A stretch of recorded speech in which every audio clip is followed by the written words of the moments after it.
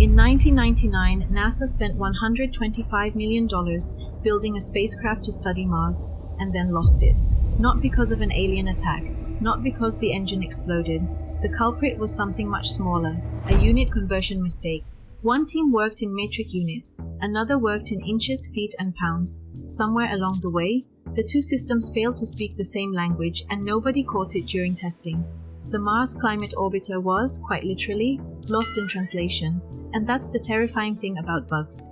Sometimes a bug can destroy a $125 million spacecraft. Sometimes it hides quietly in your code for years, waiting for exactly the wrong moment to appear.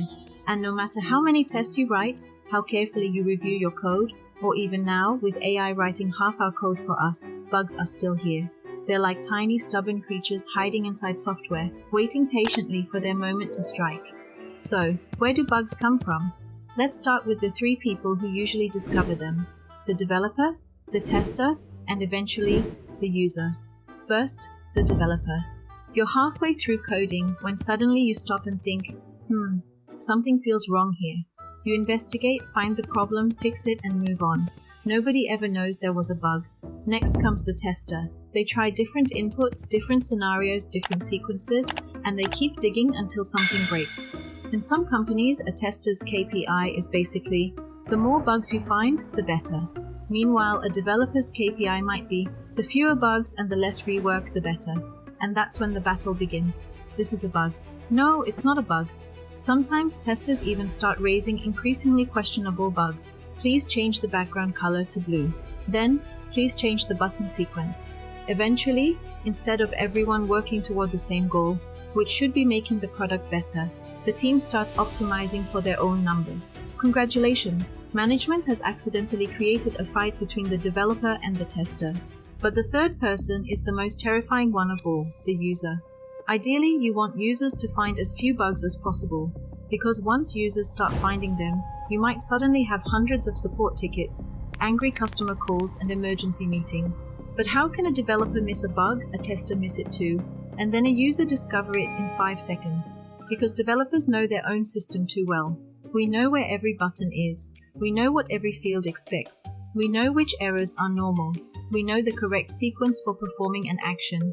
But users, they don't care about our carefully designed sequence. They click the button we never expected them to click.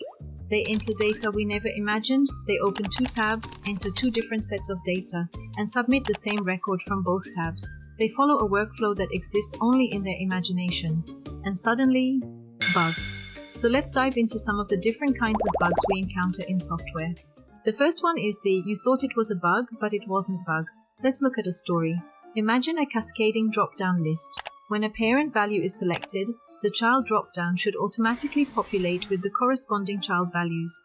A junior developer is working on this form and says, I found a bug in the drop-down. He selects a parent value, but nothing appears in the child drop-down. He refreshes the page. Tries a different browser. Same thing. No child records. Sounds like a bug, right? He spends some time trying to fix it but gets nowhere. So he asks a senior developer. The senior immediately asks, does it happen for every parent value? The junior checks. No, only a few. Now you know what to check next. Do those particular parent records actually have child records in the database? And pay attention to when those records were created. Maybe the old records don't have the child value, while newer records do. And sure enough, the senior's suspicion is correct. Every record created before August 2019 is missing the child value, while newer records are fine. Why? It's a legacy system. Before August 2019, maybe the child column didn't even exist yet. Or maybe there was an old bug that failed to save the value, which someone fixed years later. So the cascading drop-down has no bug at all. The code is doing exactly what it was told to do. The real problem is historical data. And this is a good reminder. Whenever we add a new database column, we need to ask, what happens to all the existing rows? Is this value required or optional? Do they need a default value? Sometimes the bug isn't in your code. It's hiding in the past. Then we have the second type, the it's obviously a bug or the exception bug. You run the application and null reference exception, file not found exception, undefined variables. Then you open the stack trace, find the line number, follow the trail and start fixing. These bugs are almost comforting because at least the system is willing to tell you the problem. It basically points at the crime scene and says, the murder happened right here. But some bugs are much sneakier, like the third type, the sneaky bug or logical bug.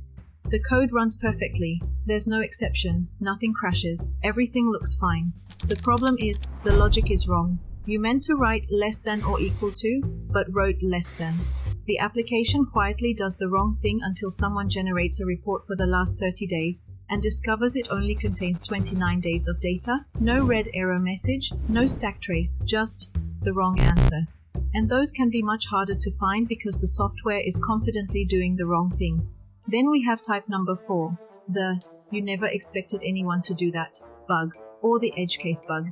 You design a form expecting normal human behavior, and then a real human arrives. Maybe they enter emojis into a numeric field. Maybe they submit the form 12 times in 3 seconds. Maybe they enter a negative number into the age field. Users will find ways to use your software that you never imagined. You think you've covered all the possible scenarios, and then a user casually discovers new scenarios. Type number 5 is the "something is missing" bug, or the "not enough testing" bug, also known as a functional bug. The feature exists, it just doesn't do what it's supposed to do. You enter the correct password and get invalid credentials. You click Add to Cart and the cart stays empty. You search for a product that definitely exists and the system says, "Nothing found." The button works, the request is sent, the code runs, but the actual behavior is wrong. And sometimes the root cause isn't even a coding mistake. Maybe the project deadline is around the corner, there isn't enough time to test properly, and everyone is rushing to ship. Or maybe the requirement was never clear. Maybe the team doesn't use the task board properly. Developer A thought this would be handled by Developer B, while Developer B thought Developer A was doing it. Maybe the requirement was never written down and was only explained verbally in a meeting. You handle this, I'll handle that. Sounds simple. Until 3 weeks later, everyone remembers the meeting differently. That's when the bug report arrives and suddenly everyone is staring at everyone else. Now, type number 6, the "you're not following the correct sequence" bug, or the workflow bug. You designed a beautiful sequence. Step 1, select parent. Step 2, select child. Step 3, submit. But the user decides to do step 2 first. And the funny thing is, you may have already predicted 20 or 30 possible workflows. You thought, I've covered everything. Then one day, a user discovers workflow number 31, and you just stare at the screen thinking, how did you even do that? AI doesn't magically solve this either.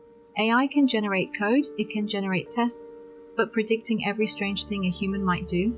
Maybe AI is still learning from humans telling it all kinds of strange things. But for now, humans still have a pretty impressive talent for inventing new ways to break things that even AI didn't think of. Next is type number 7, the annoying back and forth bug, or the integration bug. Your code is perfect, their code is perfect, and somehow when the two meet, chaos. This happens when two systems or teams need to communicate, but the API documentation isn't updated, the payload isn't fully documented, or you have to chase another team for information. And sometimes they give you half the story and expect you to figure out the rest. So you send a message, they reply, you test it, it doesn't work. You ask another question, they send another screenshot, you try again. Suddenly, fixing one bug has turned into a full-time diplomatic mission between two teams. Type number 8 is the hard-to-fix bug or the performance bug. The system works, it just takes 8 seconds to load. Nothing crashes, no red error message appears. The user simply waits and eventually leaves. The root cause could be slow queries, expensive database operations, inefficient code, memory leaks, or simply a system that needs to scale. And performance bugs can be especially sneaky because everything looks fine during normal traffic. Then peak traffic arrives and what normally takes milliseconds suddenly takes 10 seconds. You optimize the query, everything looks great. Then the next traffic spike comes along and the problem is back. You fix one bottleneck and the system finds another one.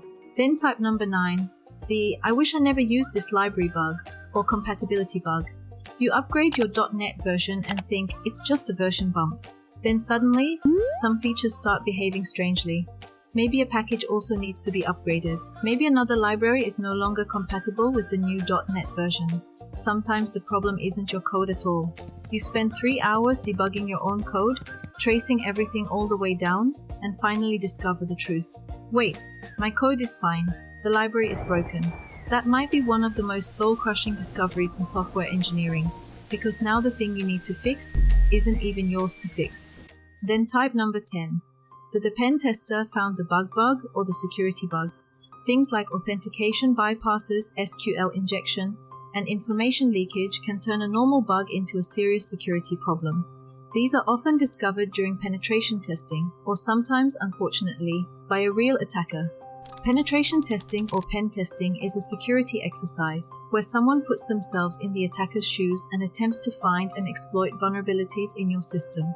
After that, you might receive a very long report listing security issues, each with a severity level, from low to critical.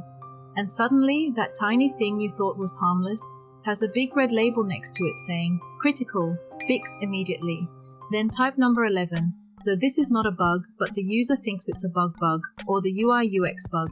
For example, imagine a log with a description column and a triggered by column. The description says, record has been auto-approved, while the triggered by user is a normal user. An admin who has access to everything sees this and sends a ticket. Why can a normal user approve the record? From the system's perspective, the code is fine.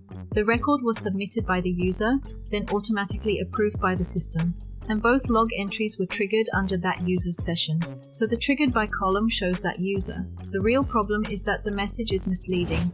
Then there's another classic example. A button used to be on page 1, but we move it to page 2. The user can't find it anymore and sends a ticket saying, why can't I see the button? Yeah, it's still there, we just moved it. It's not technically a bug, but from the user's perspective, something suddenly changed and broke their expectations. And that's the important part of UI and UX. Technically correct doesn't always mean intuitively correct. Then type number 12. This is not a bug, it's a feature. Sometimes it's true. Sometimes the developer is just desperately trying to escape a bug report. So when is this sentence actually valid? For example, maybe a workflow is intentionally designed, so you must finish tab 1 before moving to tab 2. The user opens a ticket and says, I can't go to tab 2. Well, it's a feature. You have to complete tab 1 first. Maybe the fields in tab 2 depend on data from tab 1, so they can't be inserted into the database until tab 1 is completed. And why split the form into multiple tabs in the first place? Because there are too many fields and putting everything on one page would create an endless wall of scrolling. So yes, sometimes it's a feature really is the correct answer. The trick is making sure it was actually intentional, and not something you just decided was a feature after someone reported it. Now, after meeting all these bugs, we have the more important question: how do we kill them? There are basically two kinds of fixes, the temporary fix and the permanent fix. A temporary fix stops the bleeding. Maybe you temporarily hide a broken feature. Maybe you add a workaround. For example, if the system crashes when someone uploads a 20 megabyte file, you might temporarily limit uploads to 10 megabytes. Or maybe you prevent users from reaching the dangerous path. But temporary means temporary. Eventually, you still need to find the real cause and fix the disease, not just cover the symptoms. Otherwise, that temporary fix has a funny habit of becoming permanent. And when there are 50 bugs waiting for you, you can't fix everything at once. That's where severity and priority come in. A bug that completely blocks a critical business process gets fixed first. A tiny visual annoyance that doesn't stop anyone from working, it can wait. Because sometimes fixing bugs isn't about asking, which bug is the most annoying? It's about asking, which bug hurts the business the most if we leave it alive? Then comes the actual debugging process. Reproduce the problem. Check the stack trace, read the logs, look at the error message, try different inputs, compare what you expected with what actually happened. And if you're a tester reporting the bug, developers will love you if you give enough information to reproduce it. Step-by-step reproduction, screenshots, which record, which account, what data you entered, what happened, and what you expected to happen. The more useful information you provide, the faster someone can hunt the creature down.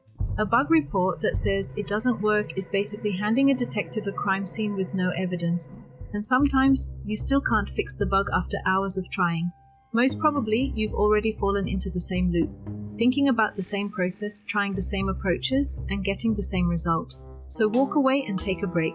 Sometimes, when your brain finally stops running in circles, you suddenly wake up and think, wait, there's one thing I haven't tried yet, and somehow that ridiculous little thing you almost ignored turns out to be the actual fix. So that's everything about bugs, or at least the bugs I could fit into one video. What did I miss? Tell me in the comments below. Thanks for watching.